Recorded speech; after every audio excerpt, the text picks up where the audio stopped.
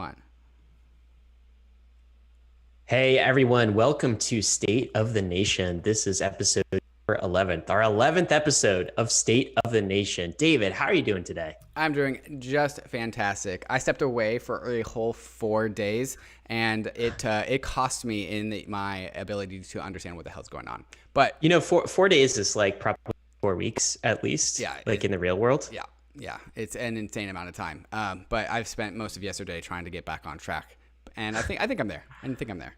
Awesome, man. Well, I'm excited. We've got some great topics. We've got a very special guest, Raul Jordan. He is from the Prismatic Labs team, and we are going to introduce him in just a minute. But if you're not familiar with State of the Nation, what we do every single episode is we broadcast this live on Tuesdays now. So Tuesdays at 10 a.m. Eastern time, we're pushing this live. You can ask questions in the comments, but we have some prepared content that we talk about. And what we really try to do is talk about what's happening to all of the big picture stuff that is going on in crypto, going on in the Bankless Nation. And we try to drop some insights and action items every single episode. So you are constantly leveling up, like using the events that have gone on the previous week to level up. So every Tuesday, we drop this on YouTube.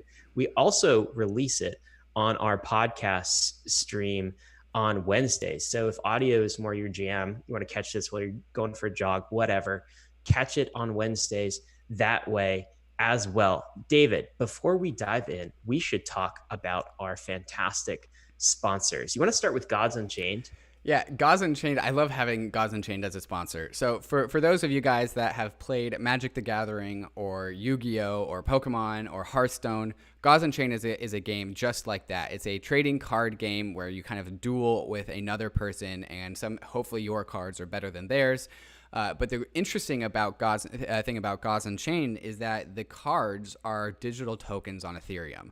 And so there's the Magic the Gathering game is great because you can play in real life with physical cards that you own yourself, kind of in the same way that you own cash, and then you can play right across from another person. Hearthstone from Blizzard is also great because you can play on your computer and you can play anywhere in the world. And because it's on your computer, there are some extra cool mechanics that you just can't have in real life, except you don't own your cards. And so like Blizzard has complete control over your cards. If you lose your account, you lose all your cards. Gods Unchained is like the best of both worlds, where your cards are tokens on Ethereum, and so you actually own your assets, right? Like no one can take your Gods Unchained cards away from you, but you can also play on a computer with these cool, like awesome graphics and these cool, awesome game mechanics because of how it's a digital game. So you can check them out at Gods Unchained, and you can also play against me every weekend or so. I usually play on the weekends. Play against you? Yeah. Mistake? Are you like really good at this? I could be better. All right, well, then I might take advantage of that and try against you, David. Also want to tell you about sponsor number 2. So AAVE is a long-term supporter of Bankless, just a fantastic protocol. AAVE is a lending and borrowing protocol deployed on Ethereum. Some weeks I feel like I can't even keep up with everything these guys are putting out and everything these guys are doing. They might be competing for like the team that ships the most, the DeFi protocol team that ships the most, because they're just crushing it. Yesterday, actually, I saw AAVE, not only last week or the week before, they passed the 1 billion locked mark, but they actually became the #1 DeFi protocol in terms of total locked value. So I'm looking at the DeFi pulse charts right now, and they are number one. Number one. 1.44 billion locked in AAVE now. I think the Bankless Nation might have a portion of that, and they're just ahead of Maker who's at $1.43 billion. So if you're new to AAVE, what can you do with it? You can deposit DAI in the protocol or other Ethereum-based assets that you have, like ETH or other ERC20s, and it returns interest on top of that deposit. You can also borrow against it, and AAVE has fixed rate loans. They're also rolling out Avenomics. You can take a look at, go to aave.com and see what Avenomics is all about. They also have uncollateralized lending that they are deploying and developing. We wrote an article about this in Bankless. And recently, actually yesterday, they just rolled out a a way to start onboarding fiat, at least in the UK, directly into the AAVE protocol. So this team's doing a lot. It's a protocol. If you're new to DeFi, it's very easy to use. You should definitely check it out. Go to aave.com to do that. All right, those are sponsors. David, we should get to our main topic today. Oh, actually, before that, just some quick announcements. Antonio from dYdX, he's doing an AMA with us on Thursday at 2 p.m. Eastern. So catch that here live on the Bankless YouTube channel. We'll also be releasing a testnet guide for the, we'll talk about how to say this in a minute, but the Medalla testnet, which is the newest Eth2 testnet. So that's something else you can check out. On the podcast, we had an episode with Haseeb yesterday, which was just absolutely incredible. And we've got an episode from Framework Ventures tomorrow that we're recording, will come live on Monday. So always lots going on in the Bankless Nation, Bankless community. The way to keep up with that is subscribe to the newsletter at bankless.substack.com. All right, let's get to topic one. And this is all about the Medalla testnet. And we're going to beam Raul Jordan in here, who is from the Prysmatic Labs team. So Prysmatic, if you're not familiar with them, they've developed an Eth2 client that is live on the testnet called Prism. And Raul is going to help us understand like what the testnet is and everything that's been going on. Because last week, as I understand, it was a pretty active week in ETH 2.0 testnet territory. Raul, if you can hear me, how are you doing today, sir? Hey, Ryan and David, doing great. Thank you for the invite, and yeah, excited to dive into this episode. Awesome. Okay, well, let's do first things first. So, how do you pronounce it? Is it the Medalla testnet? Is it the Medalla testnet? Is it something else? How do we pronounce this thing, Raul? You're the expert. Yeah, so this is going to be controversial, but you know, in Argentina they say medalla, but in the rest of the Spanish-speaking world, two L's amount to a Y sound, so you call it medalla. So, to stick to the origin story, I'm going to call it medalla, and we'll just go from there. I've always learned that two L's is a Y, and when I saw Mariano Conti pronounce it Medalla, I was like, "Is this not Spanish?" Like I thought I knew what Spanish was, and turns out my inclination was right. Yeah, turns out. All right, so can we start here, Raul? So, what is this testnet, the Medalla testnet? Like, why do we have it? Why, how far away is this? It's like the last testnet. Could you give us some context for what it is? So people have been waiting, obviously a super long time for proof of stake. Everything that we've had up to this point has mostly been either like glorified devnets or like smaller experiments that people have. We have yet we had not yet created basically a large scale testnet in which the public can participate at the same scale as mainnet. So we want to have everything the same as it would look with real money, but using money, testnet ether, right? So the Medalla testnet is basically a culmination of years of work and creating a public, kind of large-scale multi-client testnet. That means that there are multiple implementations of Ethereum 2.0, not just our teams, but also there are 5 teams that are currently on the testnet. So that's a really remarkable milestone. Most other blockchain projects typically have either just one canonical implementation.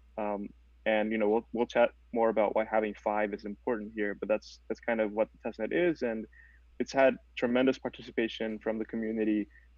It's pretty much entirely by the community, so not the Ethereum Foundation nor the client teams own a large stake in the testnet. Gotcha. All right, so some events went down last week, right? So this testnet has been live for a couple of weeks, maybe a few weeks, maybe. That's right. But last week was a particularly active week. Can you tell us what happened? Yeah, so as it is a test, the goal of it is to find bugs before we go live with real money. So we want to make sure that if something breaks, it breaks right now and not when real ether is at stake. So what happened was we had probably one of the worst case scenarios that could have happened. And what occurred was most of our nodes went down, which were running a significant portion of the network all at the same time. So what that means is that most validators that were running those nodes stopped validating, and the testnet basically didn't have enough participation to basically what we call finalize, which means that a super majority of validators voted their ETH, and the chain is moving as expected. So what this means is people start losing and start basically bleeding money really quickly. There's a lot of stuff is happening in the network, like nodes can't sync. All of this, was distilled to a single catalyst that discovered a series of other bugs that led us to the state in which it was. So to give a high level overview, what occurred was that people typically have this, like, essentially we want nodes to be synchronized with respect to their clock. So we want nodes across the world to have some sense of time that is somewhat consistent. So as long as your clock is within around a few seconds, then you should be able to participate just fine as a validator. What we were doing, however, was we were basically adjusting the user's clock if it was off. Nice thing to do. So for example, like, hey, if your clock is off, we're going to check with some cloud servers such as Cloudflare and others. And if your clock is off by a little bit, we're going to adjust it. So it's just a nice thing to do for people. It's totally not necessary. However, this proved to be the downfall because when the time servers went crazy, one of the time servers was saying that people's clocks were off by 4 hours. So this means that people were creating blocks from the future, and everyone else was rejecting those. So and it's totally unnecessary. Like, people always ask, like, oh, that means ETH2 relies on a single point of failure, which it's not. That was our flawed assumption that we were making. So that wasn't it. That wasn't the end of the problem. So what happened after that was, the problem stopped. So the time servers fixed themselves, and everything was fine. But in the process, we were desperate to push out a fix that basically didn't force users to change their clock. And in doing this, we actually pushed out a critical bug. So we made things worse. So what happened with that fix that we did? Basically, we told everyone, hey, restart your nodes and upgrade to the latest version. The latest version was broken, so nobody could sync, and then all of our nodes were crazy. So what happens in this case is, a big portion of the network is down. Nobody can really sync to the chain head. And when we actually fixed the problem, we told everyone, hey, the problem is ready. It's the issue is fixed. Hey, restart. So what happens then? If you tell everyone, hey, restart your node, everyone is syncing with the chain at the same time. So it's really hard to find somebody that is already synced. So what this means is that you're basically like finding a needle in a haystack of really bad nodes. And like, hey, I want to sync the blockchain, but everyone else is trying to do the same thing. Wow. So it's a really hard situation to get out of because you need somebody who's synced, and those were really rare. So the whole incident lasted probably around 3 or 4 days, and throughout this entire time, it became people were losing a lot of money, people were upset, and that's not all. I think the biggest thing that happened from the incident was, remember how I told you guys that people's clocks were off by 4 hours? Yeah. So they were creating blocks from the future. So here's what happened. So it was 4 p.m. Central, and your node was saying it was 8 p.m. Right? So if you do a double block proposal that is conflicting, or you do a double vote, so basically that's something you're not supposed to do. It's counted as malicious. That's a slash event. That's a really bad thing. Yeah, it's called the slashing. So essentially, you at 4 p.m. you created a block at 8 p.m. which was invalid, and then by the time 8 p.m. was reached, you already people saw that you already created a block at 8 p.m. So was slashed. Like, literally everyone was attempted to be slashed. Like, every single node that was participating during that bug was going to get slashed. Fortunately, our client ships with slashing protection. So if you're running a node normally, we keep track of the things that you've done before, so you won't get slashed. So a lot of people got saved by this, but a lot of others didn't, such as those that were running on like ephemeral cloud instances or stuff like that. So yeah, it was like a mass lashing event. So all these things went wrong. It's a lot, right? And in one way, it's good that all of these things went wrong that were in testnet. And you said, just a couple of clarifications. You said people getting upset they were losing lots of money. We're talking about losing monopoly money. Yeah, right, monopoly money. ETH here. This is not real money, but still, it's disconcerting. One other, I guess, point of clarification. You said, Raul, that like we went down and things went down. It was only the Prism validator that had the original bug and the original issue, right? Which was, again, we have a multi, client testnet, but Prism was about how many in terms of total percentage of validators? It was a pretty large percentage, right? Yeah, I would say that it's probably around 60 or 70% at the time. Okay. And in terms of validators and in terms of nodes, it was around 65% of the network, which is it's extremely imbalanced. Right. And I mean, to your credit, I think that's because you guys have made onboarding super easy, maybe relative to some other approaches, and you guys put your name out there. But that is why we have multiple clients here, right? So that if we have a fatal flaw in one, we have the others to fall back on.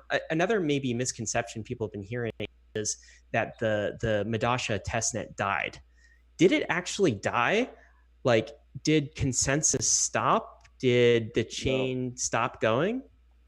No, totally not. The only reason the chain will die are a few scenarios, right? It's like if every single node and validator goes down for a very long time and literally nobody is synced to the chain head, and you cannot find a single good peer, everyone thinks different things, and maybe, the chain can die.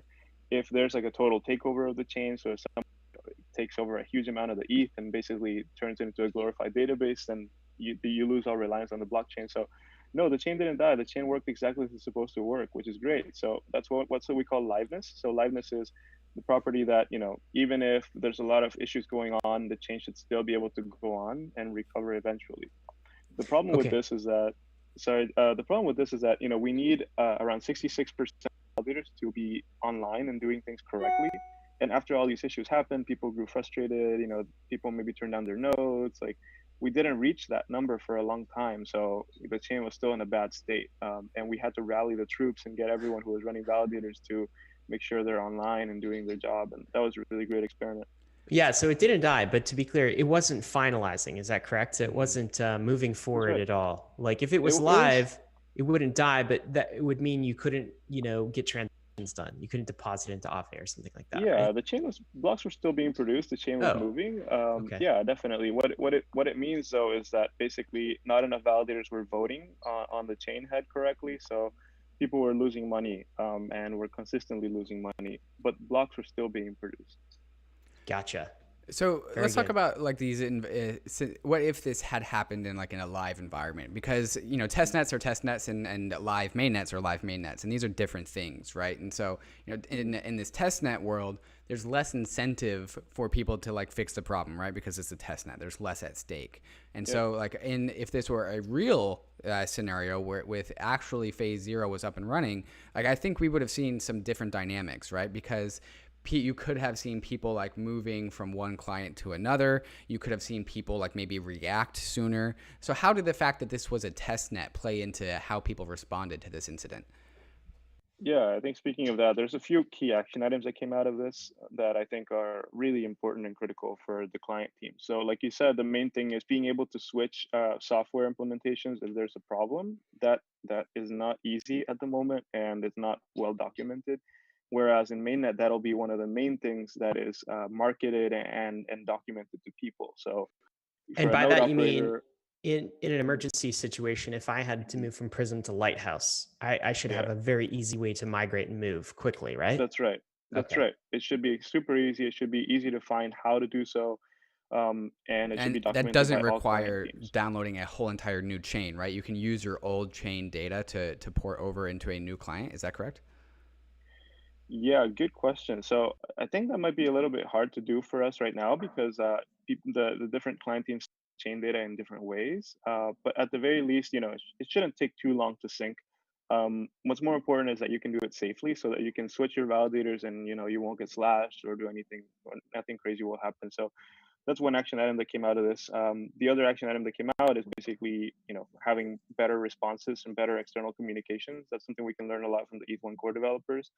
So a big mistake that we made was tell everyone, hey, your node when everyone is in the crisis mode, and what happens is nobody can sync to the chain head because everyone is syncing with each other. So that's another thing to do. Overall, really a ton of things that happened.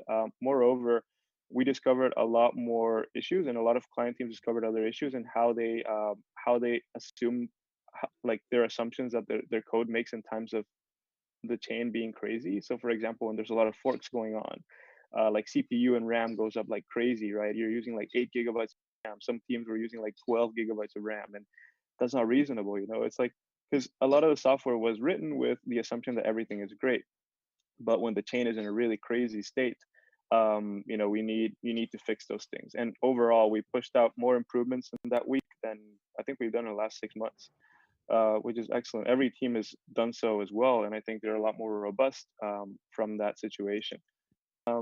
Yeah, it was a really great learning experience.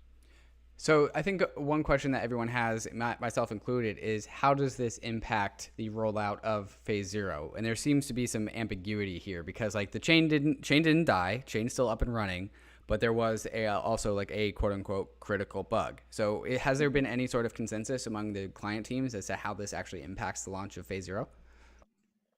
Sure. So there hasn't been like a particular discussion about the timeline. We particularly recommend that the timeline should still be on track. The chain is actually better than before. It is now we have like 78% participation, so it's stronger than ever. And we managed to recover from this and do it in a really great way and fix a lot of problems. We recommend the timeline still remains the same. I believe there's basically like a ticker since the launch of the testnet for 3 months. So that's like 3 months in which we should release. Yeah, there are likely discussions about like we should do a lot more like Genesis tests, so do a lot more maybe private testnets on the side, staging environments and such. But overall, no official statement. What's currently being worked on is having a timeline for a checklist for Eth2 launch. So basically, we have a list of big things that need to be done by everyone before we can say, okay, let's launch. And that will help the community a lot to figure out how that's going to happen instead of speculating on dates, right? So if you see that we're filling out maybe 2 checkboxes every week, and there's like 15 or 20 checkboxes, and that can give you a good idea of what's going on. So that's going to happen, and that's being worked on. I think people will receive it well. I tend to think that the thought in most people's mind is there's a hope maybe that we finish this in Q4, right? Mm-hmm. That's kind of the hope, and we get phase 0 launch in Q4. But there's the expectation that it could bleed into next year as well, into the first quarter at least of next year. But I don't think many people are thinking that this would ship as late as Q2. Is that about right in your mind, like Yeah. without giving specific dates? Does that feel about Yeah, right? absolutely. We're in a very different place than we were like a long time ago where shipping discussions were happening. Like Yeah. I said, there are pretty much no outstanding features like from anyone at this point. A lot of things are just like make sure that standards are met, make sure that we can switch between clients, like improvements and such, user experience. So yeah, definitely.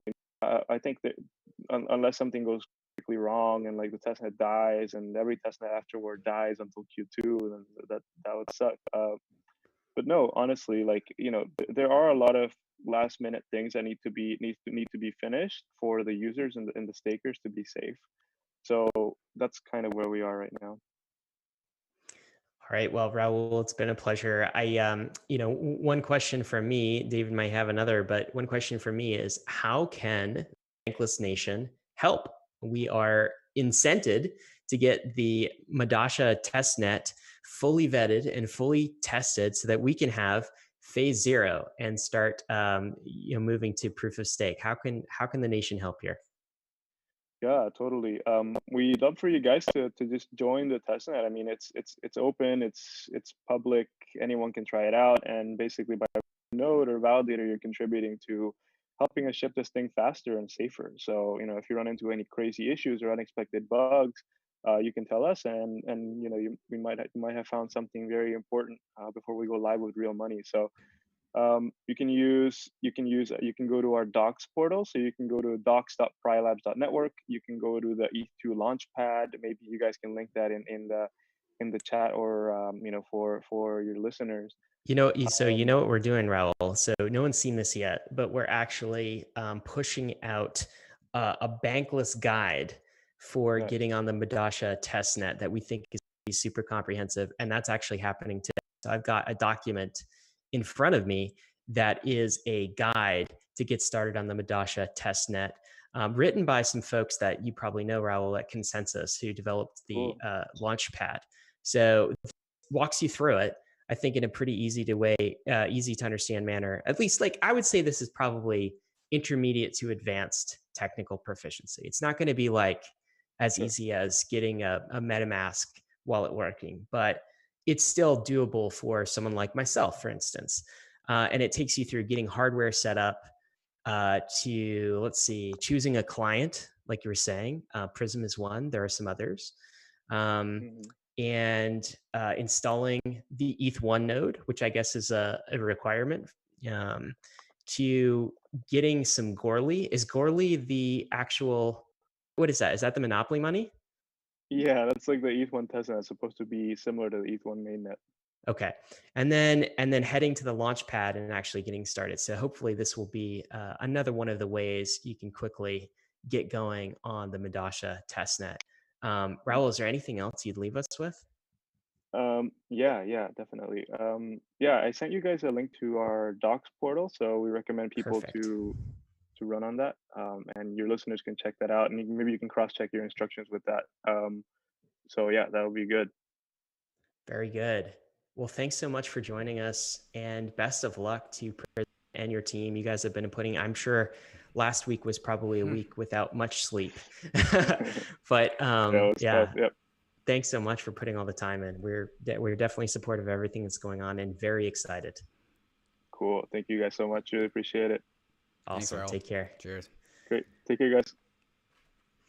Yeah, David, I mean, it all sounds really promising. At what point in time are you going to spin up something? Unless you have, I don't know if you have, but at what point in time are you going to spin up a node on the Medalla testnet? I'm thinking about getting an actual like desktop computer, and when that happens, that's when I will start running nodes. And I think like running a node has never really interested me because it seems like a big pain in the butt, and I always had like a laptop. But also running for some reason running multiple clients sounds interesting to me. For some reason, running 2 rather than running 0, and I think that's coming out of like an incentive to make sure to be like a gatekeeper of the network, right? To be a guard of the network, because if you're running run node, you're doing a job. But if everyone is running 2 nodes, then Ethereum will literally never ever die because you have such strong redundancy. And so I'm interested in that. Yeah, so for me, it's not something necessarily that I would natively like geek out with. Like I geek out with things, but it's not something natively that I would be super excited about. But I do feel like it's almost there's somewhat of like it's a patriotic duty. There's some patriotism. Yep, absolutely. Right? It's just like oh, if you're a citizen of the Ethereum nation, like you run a node. Right. Yep. Like it's kind of like the Bitcoiner challenge, like Pierre Richard's challenge of like, shut up and like show me the node you run and like run the numbers and it. Right. It's not going to be for everyone, but I think that this is an opportunity to start from scratch. Right. And do that. So at some point I will certainly start running a node as well in the testnet. Yeah, and I actually came into Ethereum via mining, right? And so that's right. I had like mining computers like scattered around my house, and it felt very cool because it was a literal manifestation of the Ethereum blockchain, like in my house, like putting out heat, right? And like that felt cool. Like I felt like I am part of this thing. Like there's this like surreal metaphysical like network, nation, community, like blockchain existing just in the ether somewhere in the internet, and like a piece of it is in my house, and that felt cool. That felt cool.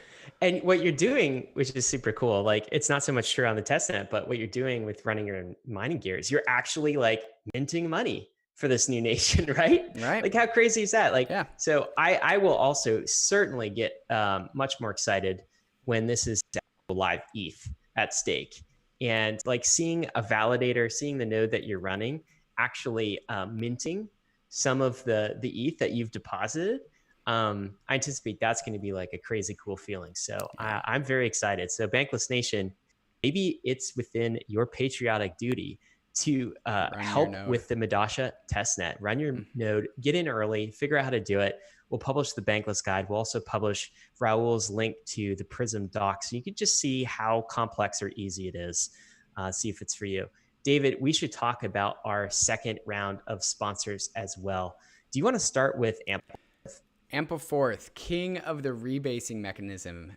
We've heard a lot about rebasing from a bunch of different tokens that are now integrating it. And AMPLFORTH was the original rebasing token, right? And so AMPLFORTH is a rebasing monetary experiment. So it's very similar to Bitcoin in the sense that it's non-dilutive, but instead when there's demand for Bitcoin, the price goes up because there's an extreme inflexibility of supply. AMPLFORTH is the opposite, where there is extreme flexibility in supply, but inflexibility in the price, right? And so if you buy 1% of all AMPL tokens, you are assured to have 1% of all AMPLFORTH tokens in the future. But what you don't know is how many tokens that will be, because the token supply goes up and down. And so every 24 hours, there is a rebasing mechanism that will add or remove AMPLs from your wallet in order to track 2019 dollars, right? So super interesting mechanism. We've seen a lot of new alternative projects also start to experiment with this rebasing mechanism. They have a liquidity mining incentive program where you can add AMPL and Ether to the Uniswap pool and then stake that token that you get when you do that to the geyser, and you'll receive extra AMPLs for adding liquidity to the network. So you can check them out at amplforth.org. You know what else they've added, David? I don't know if you've looked at this, but they've actually added to their geyser Mooniswap, which is a new automated market maker from 1inch. So there's some additional eligible pools that I saw them add recently. Also want to tell you about our second sponsor of this set, which is Polymarket. So Polymarket is a way to bet on your beliefs. It is a prediction market. So it's an information markets platform. And what Polymarket is doing is making it really easy to use your crypto assets to bet on things. If you've ever used prediction markets like Augur, for instance, or like Omen, gas fees are high. It's difficult to use. The user interface isn't amazing because it's all kind of on chain. What Polymarket does is it makes the user interface really easy, but still allows you to use your crypto to bet on events. So you can bet on current events like who will win the 2020 US presidential election. You can also bet on crypto outcomes as well. So we talked about phase 0 launching. Will it launch before the end of 2020, or will it bleed into 2021? Well, you can make a bet and see if that's true as well. Bet on your beliefs with Polymarket at poly.market, and you'll find out all about that. Also, use the code Bankless if you email them at hello@poly.market with the code Bankless. They will cover all of your early gas fees and give you their newest features, so early access to their unreleased Polymarket features. So make sure you do that as well. David, I don't think there could be a better year to launch a prediction market, right? Right. 2020 has there's so much uncertainty. Yeah, we need prediction markets. So perhaps it's also your patriotic duty to go and help and make prediction markets more accurate, because the more people that use these things, the more accurate they become. At least that's they become oracles. They become oracles. Very cool. Yeah. All right, David, let's talk about our second topic today, which is layer 2. ETH gas fees, man, it's been a running topic on Bankless since really we started, because gas fees are not really going down. They've gone down a little bit recently, but like everyone's asking the question of like when scale. Have you read the article that Nic Carter put out this week? He just published it yesterday, so I'm not sure if you had a chance to read that yet. I have not. No, that's one of the things I've not yet caught up on. Okay, so put that in your queue, because it's really good, really interesting. So we had Nic on the podcast a few weeks back. I'm not sure what episode that was, but we'll try to include it in the show notes. And one of the topics among many that we talked about was the topic of economic density, particularly transaction density. You remember this, David, when Nic, we talked about this? So I feel like Nic kind of wrote an article with some of the ideas he presented in that Bankless podcast that have been kind of germinating.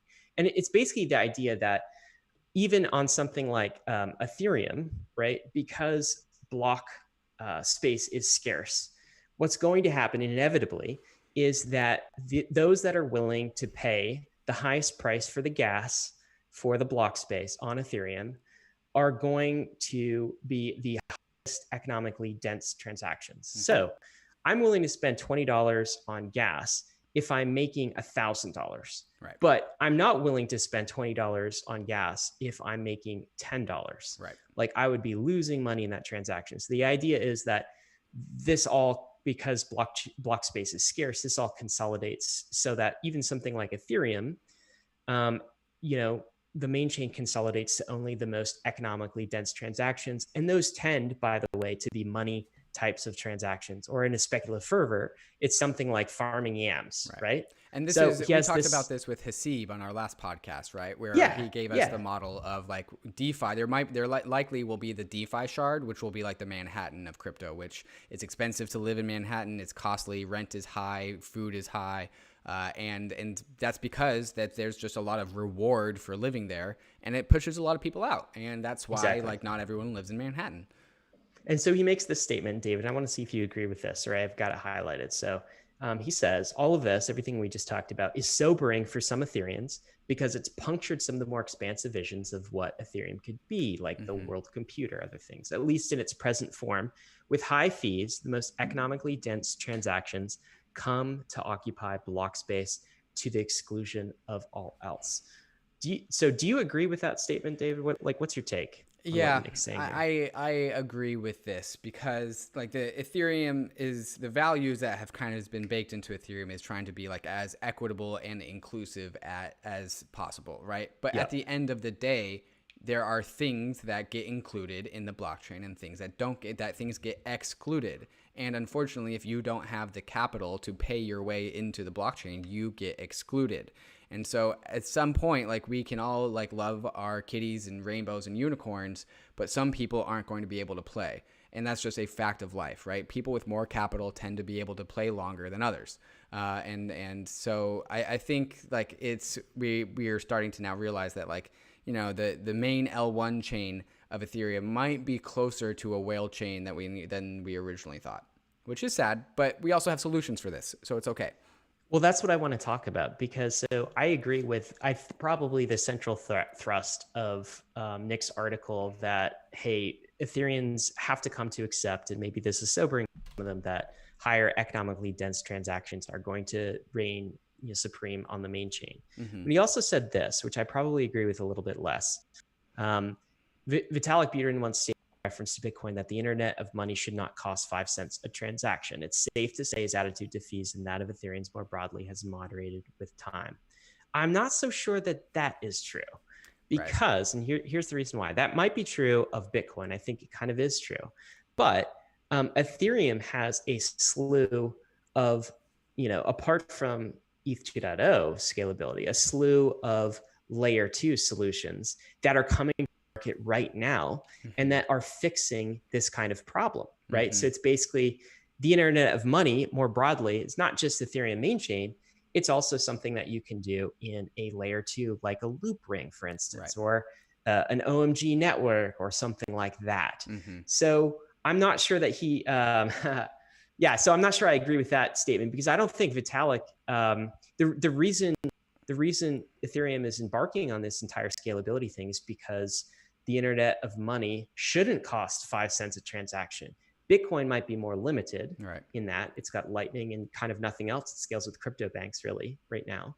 But Ethereum has never been okay with that. And that's why scalability exists. Yeah, I think Nic Carter's Bitcoiner a hat came out when he wrote that sentence, because I think he's missing the nuance of the optionality that Ethereum has with how to scale that Bitcoin does not have. Like, Bitcoin has the ability to scale with Lightning, and that has not worked out at all. And that's about it. That's about as many options as Bitcoin has. And then the other option is to scale with crypto banks. What Nic may be missing here is the fact that, Ethereum, if you are a person who has, $30 on Ethereum, you're a very low capital individual that you don't have much capital on Ethereum, and you are at point A and you're trying to get to point B.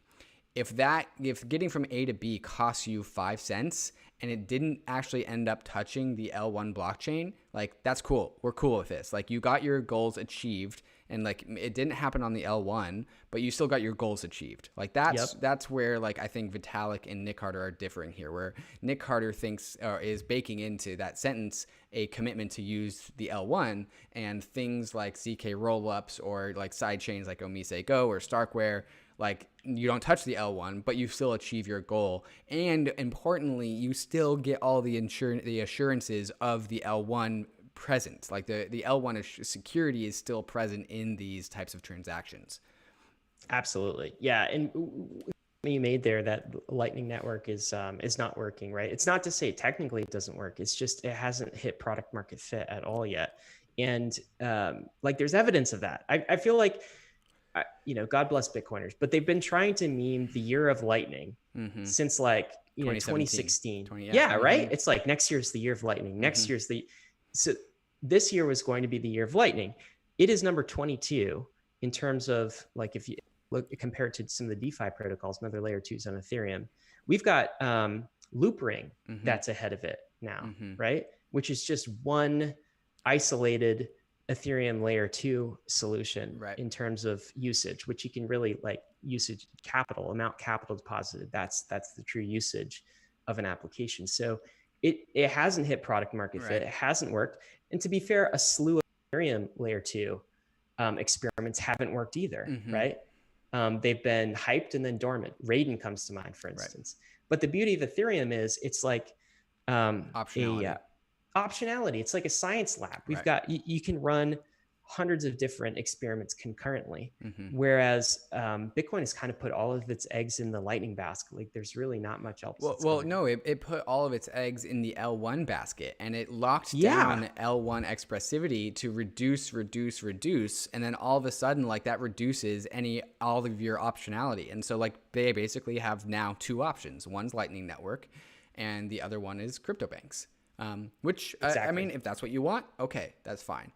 Yes, I think it has been interesting to note, like, if we were having this conversation with, like, a Bitcoiner, they would like, a year ago, they would say, like, no one can actually know the supply of Lightning Network because it's private. And that was, like, their deniabilities. Like, you don't know how much, like, DeFi Pulse Lightning Network, like, DeFi Pulse doesn't know how much Bitcoin is in the Lightning Network because the channels are private. I don't hear those arguments anymore because everyone knows, like that it doesn't matter. Like, no one's using it, and so by proxy, we know there's not that much there. Absolutely. Yeah. So let's talk about, I guess, the positive of this, because to be fair, Ethereum has been saying layer 2 is coming forever, right? Do you remember the OMG hype? You're a child of 2017. You remember the OMG hype of 2017? I was part of the OMG hype. Yeah. Were you? Yeah. I was. You had the skateboard? Yeah.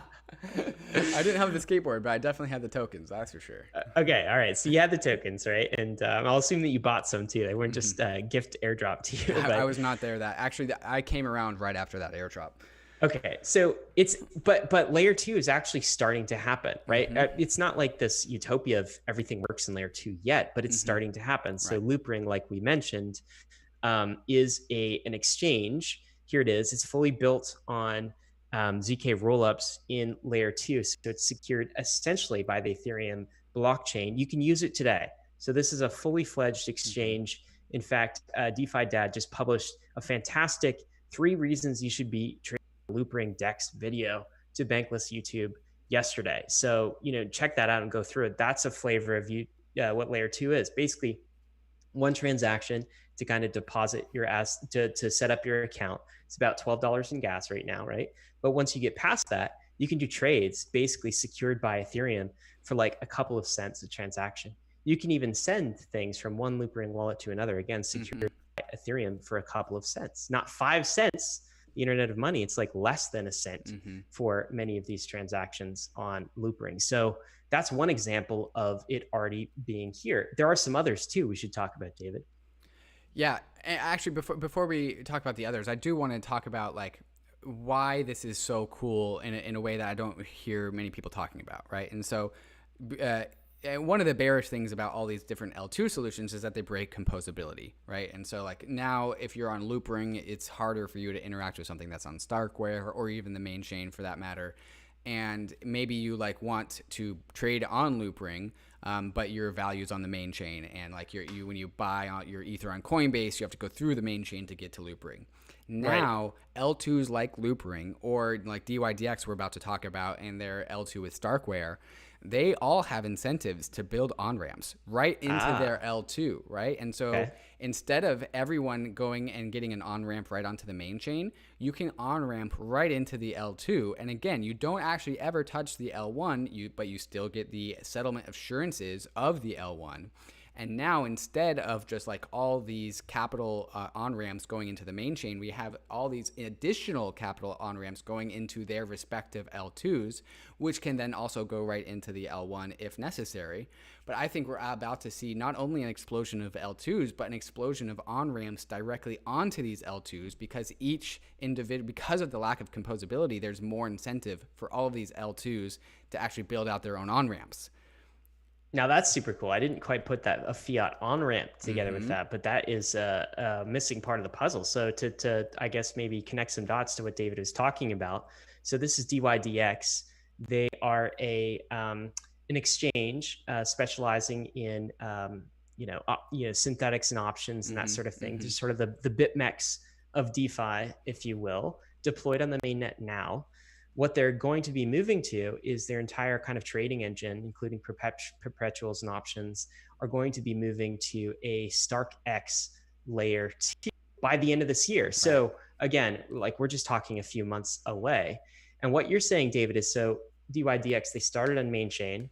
Now they are migrating to a layer 2 that's secured by main chain. And all they essentially have to do to become as powerful as a BitMEX or like a Coinbase or something like that is connect in fiat on ramp. And essentially somehow, somewhere, whether that's through Wire or, I mean, Wire would be a great choice. Like every L2 has their own incentive to make it easier for you to just go straight into the L2. And then people can find out that they're using Ethereum without even knowing what Ethereum is. Like that's where that line comes from. Right. And so they can own their own assets, essentially, that they don't have to give up custody to a BitMEX. They own their own assets and they can see the trading activity on a public chain. So it's not like a black box, right? So it's a much more bank alternative. And I also read this, so DC Investor put this out, which is super cool, is the idea of, so Diversify, they've been a sponsor as well, but Diversify is another exchange that has built on layer 2. dYdX are both running on separate, they're going to be running on separate rollups, but they're going to create interoperability between them. So another incentive, in addition to adding fiat gateways directly to these layer 2s, is actually to start having the layer 2s talk to one another themselves where it makes sense, right? Absolutely. And I'm just so excited to get Antonio into the Bankless AMA on Thursday, because I have so many questions of this nature to talk to him about. That's going to be really, really enlightening as to some of the details going on here. Yeah. Another thing that came out. So I do feel like, maybe it's not the year of lightning. Maybe it's the year of Ethereum layer 2s, right? It's all starting, right? This stuff's, that we're talking about OMG didn't ship anything in 2017. To be honest, I thought it was dead. I thought it was dead. So I thought it was dead. And it just came out this week with a really fascinating kind of use case that's live in production. This is their PR about it. I think the tweet sums it up a little bit better. But basically, OMG is a layer 2. It's built on Plasma, so not optimistic rollups. If you don't know what that means, don't worry about it. But it is still secured by the Ethereum network in the same way that Loopring was. Now, Bitfinex, so they are the originators of the most popular stablecoin by far, USDT Tether stablecoin. They are now connecting directly, directly to OMG Network's layer 2, right? Where they can get, transactions and settlement for like fractions of a penny. Whereas on Ethereum right now, wow, I should pull up the gas station here. It's bad. Right. It's bad. Yeah. This is what They've always been up there. The fact that actually Uniswap has trumped them is relatively new, but Tether has always been guzzling the most gas on Ethereum for years now. And like a large, and that's just now starting to be like DeFi transactions, which means that like some of that Tether is going to have to remain on L1. But a lot of this is just simple ERC20 token transfers, which are costing traders between $5 and $20 depending on gas fees to send their Tether just to exchange arbitrage, There's no reason why that needs to be on the L1. It's costing that, it's costing Bitfinex, the company that basically, and like this is a 30-day period of time. So Tether, Bitfinex, Tether traders, anyone who does settlement with Tether on Ethereum, they're paying close to $6 million a month for that, right? So I mean, what is that? Almost 70 million annualized per year. Right. That's a pretty steep line item. Right. Right. Yeah. And it's only going to go higher as DeFi expands. Right. So what I love about this is it's an example of like the market doesn't always fix things, but sometimes the market does fix things. If you're spending $6 million a month on Tether gas fees, it doesn't make sense to spend that when you've got something like the OMG network. And it's the market working to remove lower economic density transactions, Nic Carter's right, from the Ethereum main chain to the layer 2s, and it's starting to happen. And as that activity happens, the layer 2s become more incented to actually build, not to build just to pump a coin like OMG coin, but to build because there's real value and real cash flows associated with becoming like the king of the layer 2s, right? Right. And this is perhaps the end of this conversation goes back to like the bankless vision, right? Because this is how we retain banklessness, right? Like if we can't scale on layer 2s, then you therefore scale on centralized exchanges. And so every time we see a layer 2 crop up to solve an L1 problem that retains the trust minimization and settlement assurances of the Ethereum L1, that is the Bankless Nation like spreading into new fields, right? Like that is the bankless thesis like growing. And so anytime we have this like L2 growth and adoption story, what I hear is a removal of the need of centralized intermediaries. That's what I see.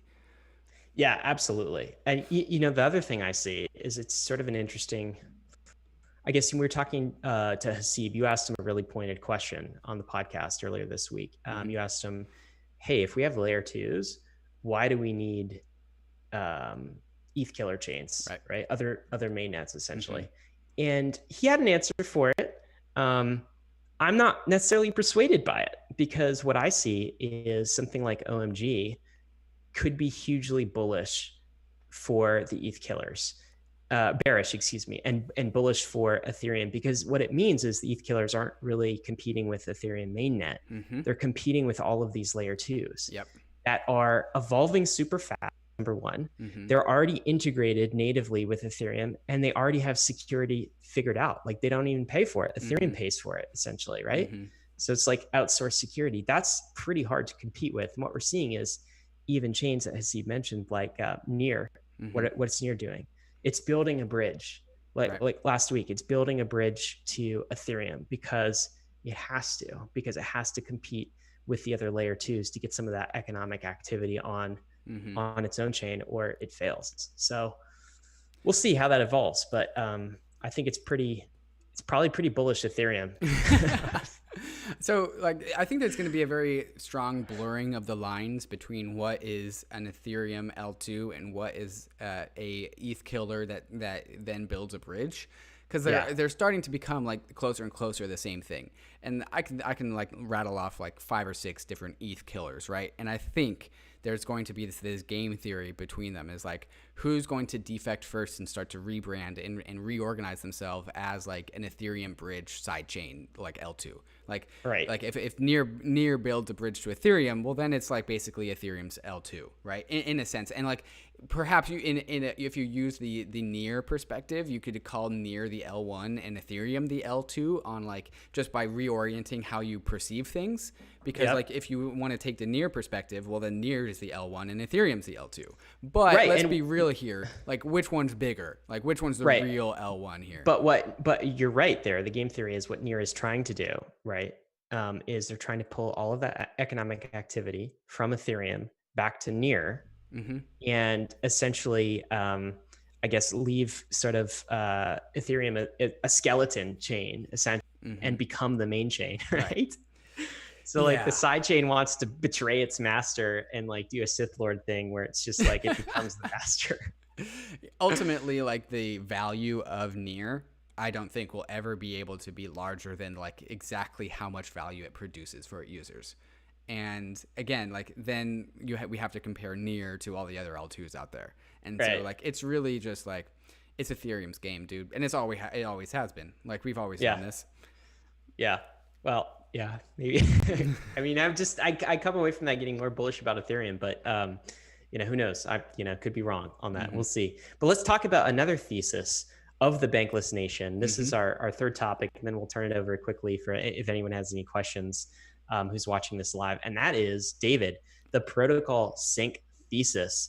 It feels like every week we see more evidence that the protocol sync thesis is directionally correct. And I feel like last week, like I couldn't even keep up with, we used to almost catalog like a back and forth of Twitter. You'd be like, hey, is this protocol sync thesis, Ryan? Like last week, I couldn't even keep up with it because there's so many things that were happening. Maybe, do you want to talk about the protocol sync thesis, just a quick recap, and then like talk about what's going on? Yeah, quick recap. The protocol sync thesis, when I say a sink, I want you to think of like a basin, right? Where things tend to fall down to the bottom. And in this basin are different protocols. And there are, according to the protocol sync thesis, there are different characteristics or qualities that make things fall down to the bottom of the protocol sync. And those characteristics are the things that we are in crypto to begin with, right? Like trust minimization, censorship resistance, decentralization, sovereignty would be one. And so these protocols that have more of these characteristics fall down to the bottom of the protocol sync. And that's because they act as really good infrastructure. Things that are dense because of their trust minimization, because of their credible neutrality, because of their decentralization. They become dense and they become very stable foundations to build on top of. Like Bitcoin is a great example of something that's really, really dense in the protocol sync because you have assurances that Bitcoin's never going to change. You have assurances that it's always going to keep on producing blocks, and therefore, as perhaps an entrepreneur, you feel stable in building your business on top of Bitcoin. And Ethereum is the same thing. And not only is Ethereum the same thing, but there are Ethereum protocols that are the same thing.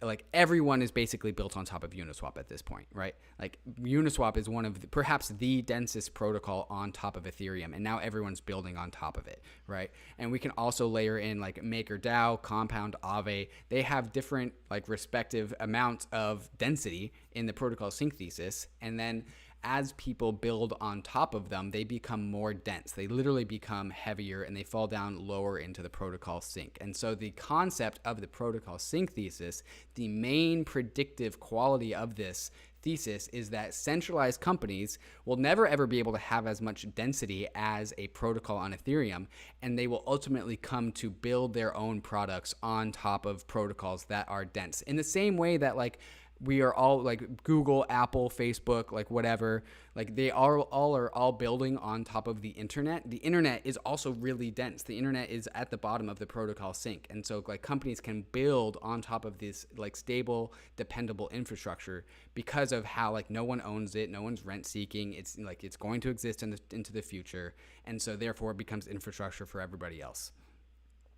It's the most credibly neutral. It says the most credibly neutral protocols will win, basically, right? And it's cool because it's kind of the thesis for why crypto can be successful, like Bitcoin and Ethereum, so why DeFi protocols are successful. And what I love about protocol sync is, as you said, David, it does have these predictive qualities, basically. Like you can use the framework to roundabout make predictions. So this is a podcast that we put out in May 18th. And it was based on a post that I wrote in February and based on some talks that you gave at Ethereum in like April, right? Which just talked about the protocol sync. And it made this prediction. It made the prediction that crypto exchanges will start adding DeFi protocols to them. Again, because DeFi protocols have more density, so they sink to the bottom of the protocol sync, right? They're more credibly neutral. And what we're seeing is every single week, this happens more and more and more. So what we saw this week, for instance, is this was big. Binance, right? So like the actual I think we made in the podcast, David, was this: a major exchange like a Coinbase or a Binance would incorporate the DAI savings rate by the end of 2020. That's what Binance just did here. So what they're doing is they're launching DeFi staking with DAI. So you can deposit your DAI. You have to give custody to them, of course, because it's Binance, it's a crypto bank. And what they're doing, if you read the fine print, let's see here. What they're doing is they're actually depositing that DAI, or they have the ability to deposit that DAI into compound staking. Right. Okay. Compound staking is backed by the DAI savings rate, right? So again, DAI and Maker has more density, so it sinks to the bottom, and then compound is built on top. And then exchanges are built on top of both of those. And all of it's built on top of Ethereum, right? The most dense protocol of them all, essentially, right? So that's what they're doing here, which is essentially our prediction. Right. And what's really important here is like, it's actually pretty cool that they just explicitly say where that DAI is going, which is important. But also, like, they could have just said, you know, you get 12%, and like you just give it to us, and then you get 12%. And in the background, they could submit it to Compound. In the background, they could submit it. They don't have to tell anyone. They don't have to tell anyone. And I hope that they take a cut, because they're a business. They are. They totally are. They totally are. And like that's why they're able to give 12%, right? And the DAI savings rate is only like, it's 0 right now or something close to that. Right. Well, so I don't think the DAI savings rate is actually integrated here. I think it's only Compound. Like the DAI savings rate Compound is built and incorporates the DAI savings rate, though. Does it? Yes. Okay. Interesting. Yep. Okay. Anyways, so Binance takes a cut as a profit-seeking like venture, which is why they're doing this. And this is good for the users, because then you get centralized exchange UI, UX, if that's what you're into. And then you also get like some amount of insurance, right? Because like if Compound blows up, like Binance is on the hook, right? And like Binance has paid debts before for things that they've lost.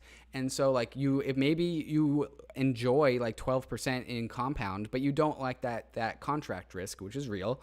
And so then you can go to Binance and give them a percentage cut of what the interest rate is, because you know that if Compound blows up, Binance will pay back the DAI that it owes you. I'm a big fan of this. Like what's cool? So some people were upset at Binance doing this. They basically said, look, it's another crypto bank, like taking basically centralizing something like DAI, the DAI savings rate, right?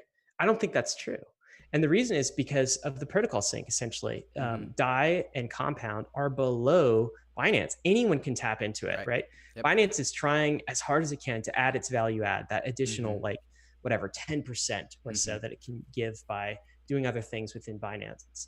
But Coinbase can add the same to its platform. And essentially what Binance becomes is kind of like an onboarding layer to the world, to DeFi, right? It is the thing that becomes commoditized, not DeFi. It is putting more total locked value into Compound and into Maker and into Ethereum, essentially, not the other way around. So that layer becomes the commodity, and essentially the fat DeFi protocol thesis, or protocol sync as we kind of call it, like that becomes the thing that accrues value. At least that's the idea. That's the thesis. So I love this. I don't hate it. I love it because they're building on top of it and they're not able to usurp it. And everyone has access to it. Any bank in the world has access to these protocols. And so do you as a self-sovereign individual on the bankless journey. This is pretty exciting. That was the only thing, David. So like Huobi is a major knocking him down exchange. Knocking him down. Right? What are they doing? They, this week, are launching a DeFi alliance to merge the East and the West. Who's part of this alliance? Compound, Maker, dYdX. I don't know, man. I didn't even look at it. That looks like a finger. They're playing cat's cradle. It's a metaphor, I guess, for the East and West, like playing with you or whatever.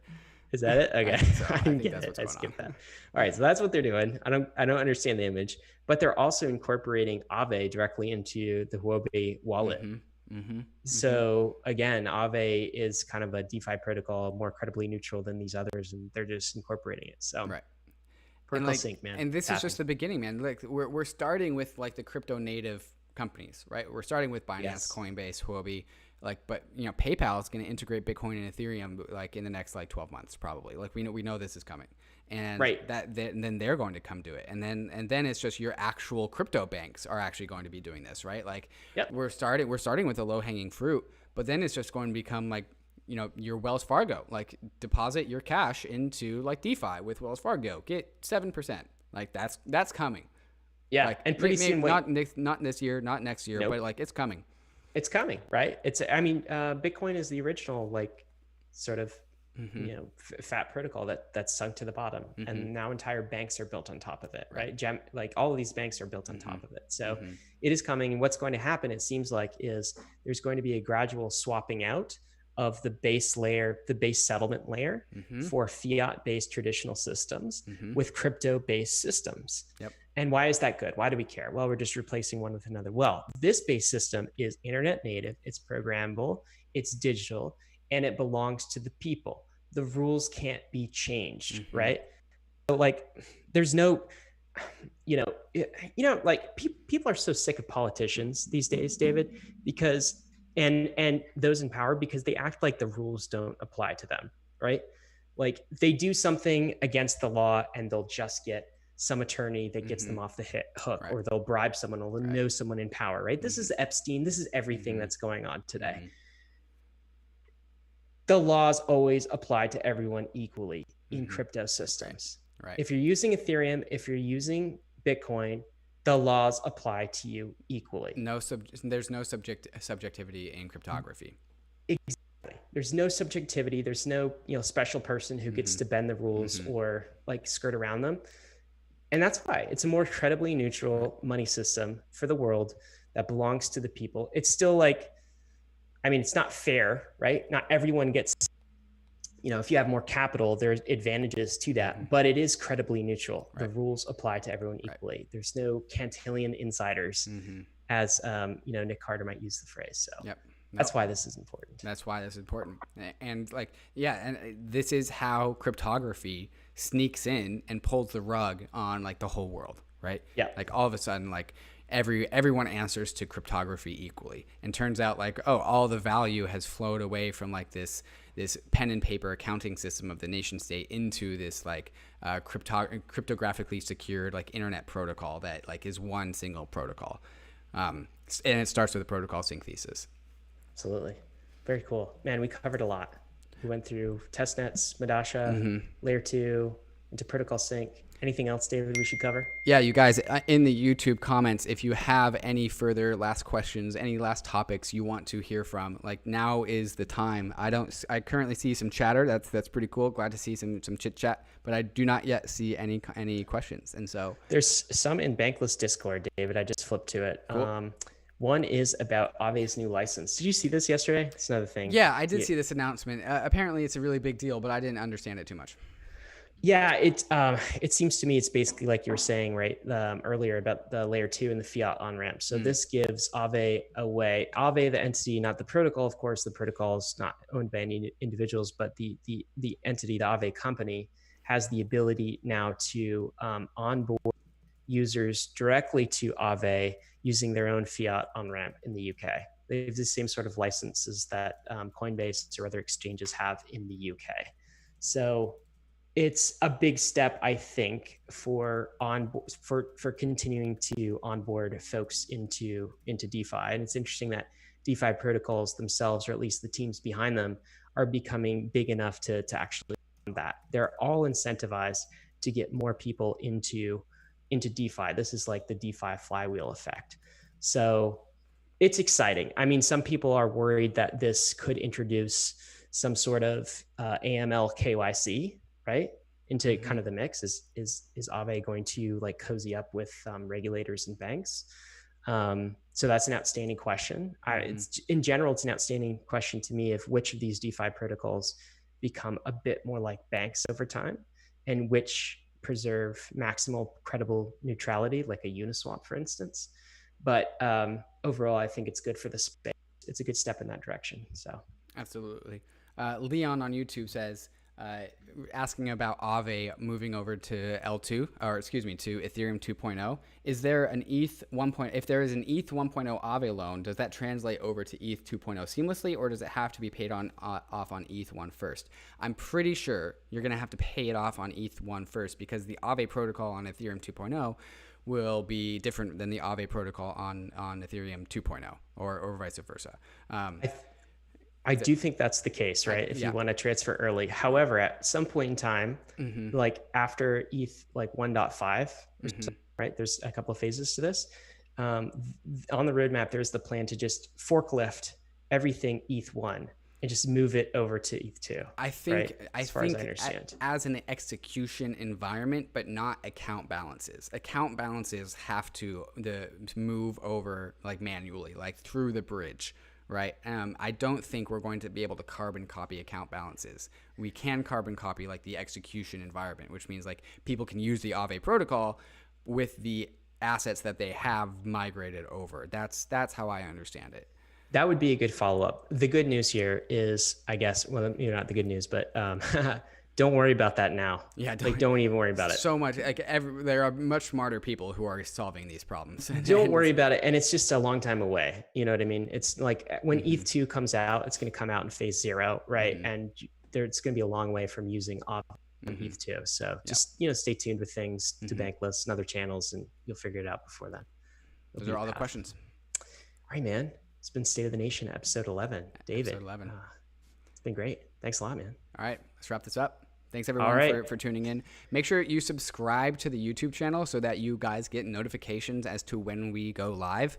We do this every Tuesday morning at 7 a.m. Pacific time, 10 a.m. Eastern time, whatever that time is for you if you're in Europe and Asia. So make sure you stay tuned for this. And then again, it gets dropped as a podcast on the next day on Wednesday.